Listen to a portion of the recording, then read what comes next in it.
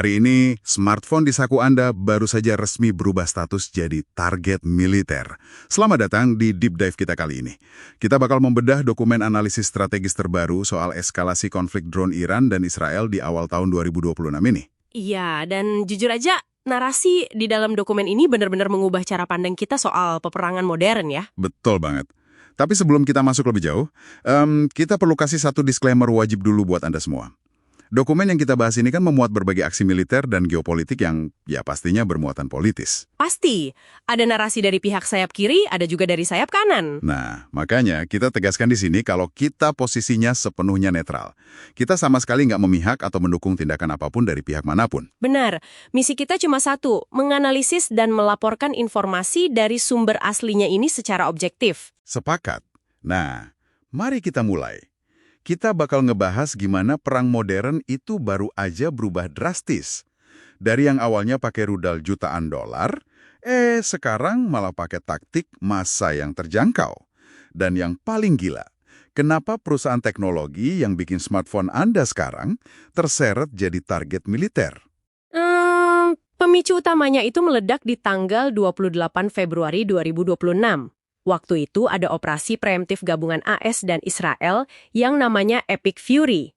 Oh, yang serangan besar-besaran itu ya? Iya, mereka menargetkan fasilitas nuklir Fordow dan operasi itu menewaskan pemimpin tertinggi Ali Khamenei. Dan tentu aja Iran nggak tinggal diam kan? Garda Revolusi Iran atau IRGC langsung membalas lewat operasi True Promise 4. Betul, dan balasan ini yang bikin kaget. Alih-alih pakai jet tempur mahal, mereka membanjiri langit dengan ribuan drone dan rudal. Pas saya baca bagian ini, jujur saya langsung kepikiran satu analogi. Ini tuh ibaratnya Anda mencoba memukul mundur segerombolan lebah, tapi pakainya tongkat bisbol berlapis emas. Hah? Itu analogi yang pas banget. Iya kan?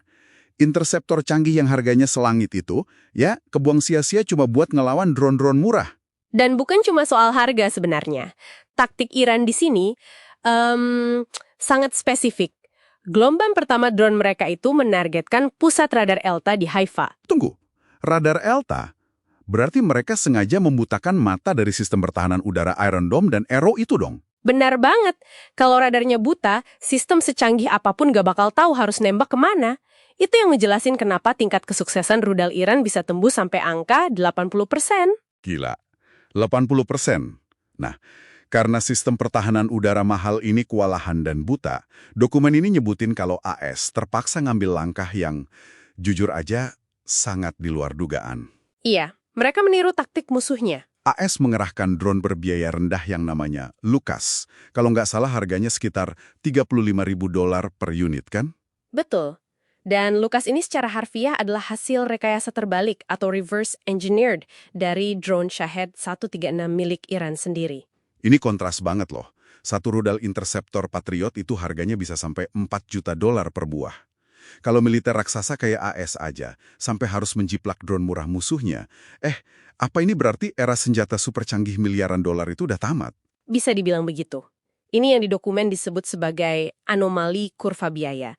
Dalam perang modern, sekarang ini menyerang itu jauh lebih murah secara eksponensial dibandingkan bertahan. Masuk akal sih.